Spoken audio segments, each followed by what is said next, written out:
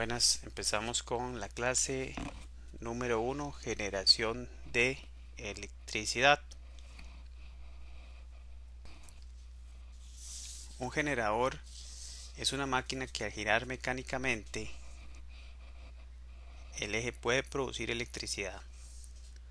Vamos a tomar el ejemplo de este generador, que es un alternador de carro. Es una máquina de la cual nos enfocaremos en dos partes. El rotor, la función del rotor es girar para producir campos electromagnéticos. Y la otra parte importante es el estator, que es la parte estática de la máquina y recibe el campo electromagnético y lo convierte en un diferencial de potencial o voltaje. Los imanes tienen por su naturaleza campos magnéticos, a diferencia de los generadores que producen sus campos magnéticos artificiales a base de electroimanes.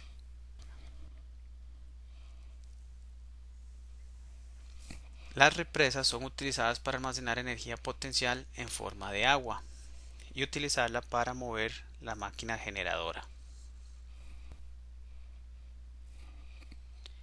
El rotor es movido por una polea que a su vez está ligada a un eje que se moverá a causa generalmente de una fuente de energía natural como el agua, el viento o vapor.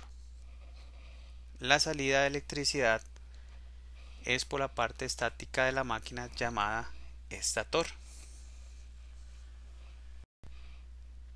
Este es un ejemplo de estación hidroeléctrica, en el cual el agua es retenida y almacenada en un embalse, en un punto más alto de donde se encuentra el generador.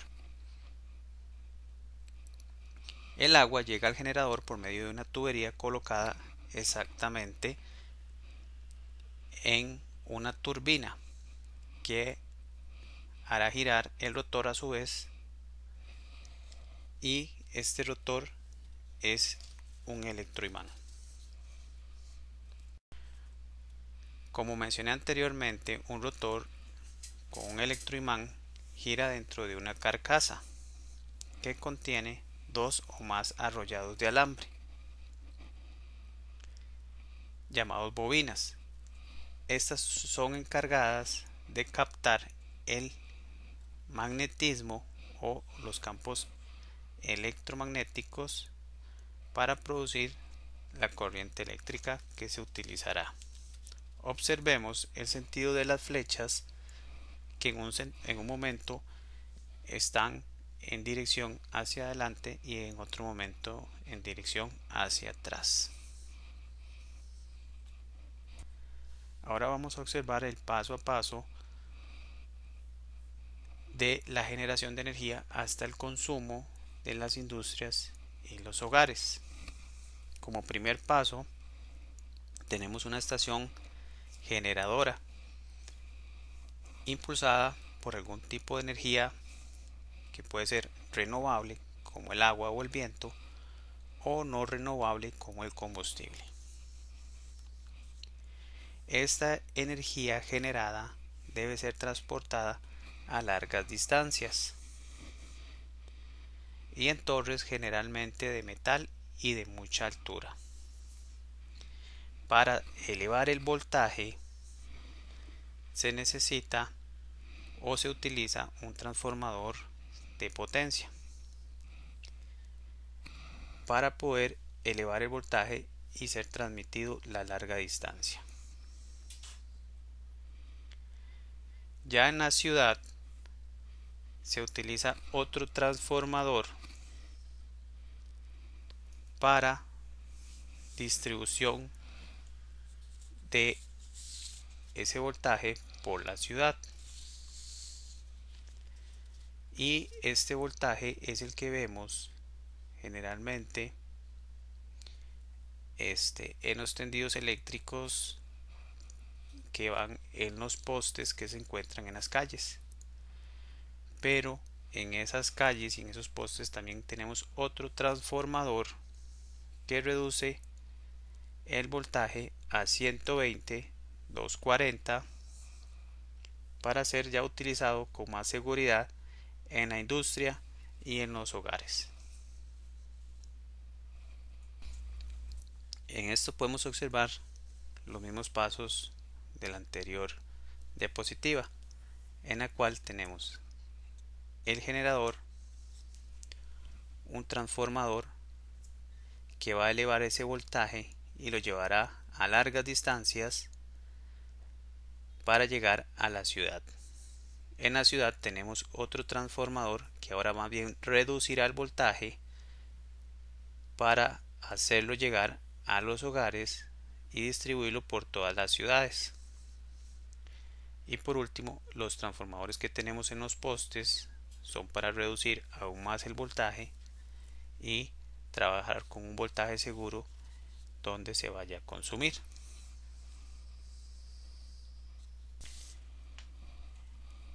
El alto voltaje no necesariamente se debe tener contacto directo con él para recibir una descarga eléctrica.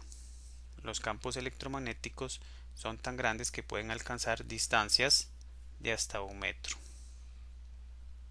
Por eso se utilizan materiales aislantes como vidrio o cerámica para separar los cables de las estructuras de concreto o metálicas.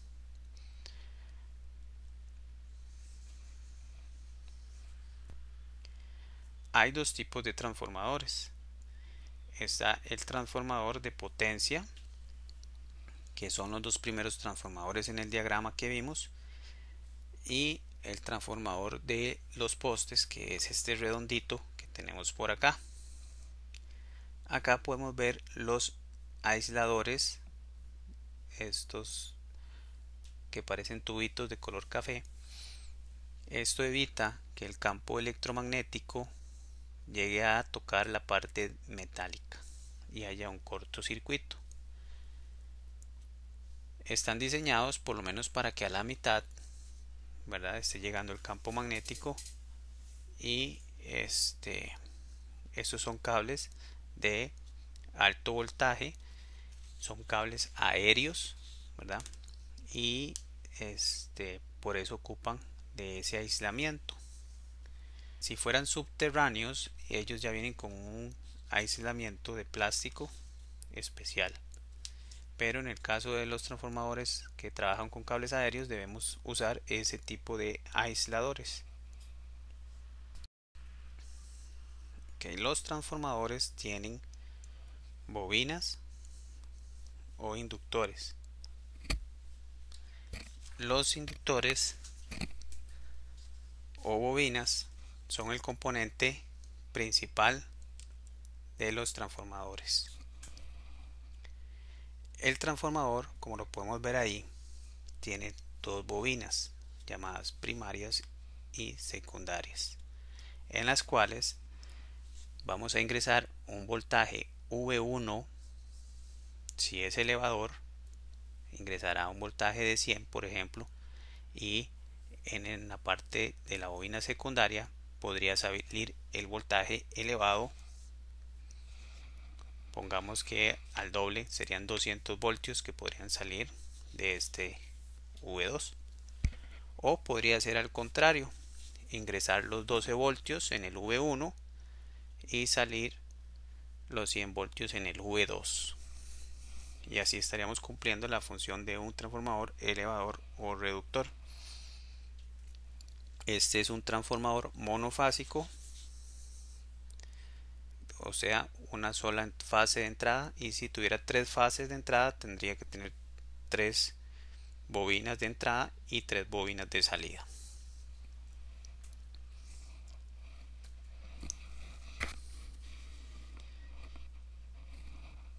Las líneas de media tensión se encuentran, o de distribución, se encuentran, como les decía, en los postes. Son ubicadas en las partes más altas para evitar el contacto con ellas. Inclusive podemos ver aquí los aisladores para que no hagan contacto con la parte metálica. y en este otro caso pues hacer contacto con la parte de concreto.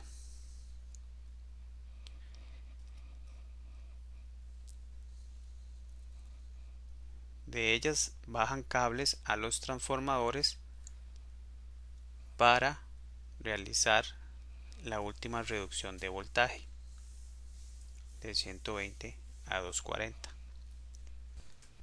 Las líneas de baja tensión las encontramos en las partes bajas de los postes.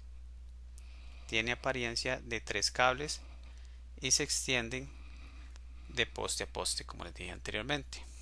En nuestra casa la entrada de electricidad es por medio de 3 cables y tiene el nombre de acometida eléctrica. La electricidad de corriente alterna, si la apreciamos en un dispositivo que nos permitiera verla, veríamos un voltaje como en la línea de color rojo y que tiene como característica que en un momento del tiempo es positiva y en un momento del tiempo es negativa. Este voltaje lo representamos, si fuera verse o dibujarse en un plano eléctrico, lo representaríamos de esta forma, en un círculo como con una S invertida acostada. La persona que descubrió esta electricidad fue Nikola Tesla. Hasta acá terminamos lo que es la generación de corriente alterna e iniciamos con la generación de corriente directa. El dínamo, al igual que el alternador o generador, tiene dos partes importantes, que es el estator y el rotor.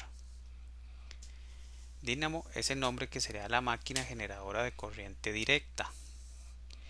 El dínamo, a diferencia del alternador, usa imanes permanentes y no electroimanes. El dínamo, el estator es ahora un imán y los cables salen del rotor. Estos cables o bobinas de cable se hacen girar en medio de los dos polos de un imán.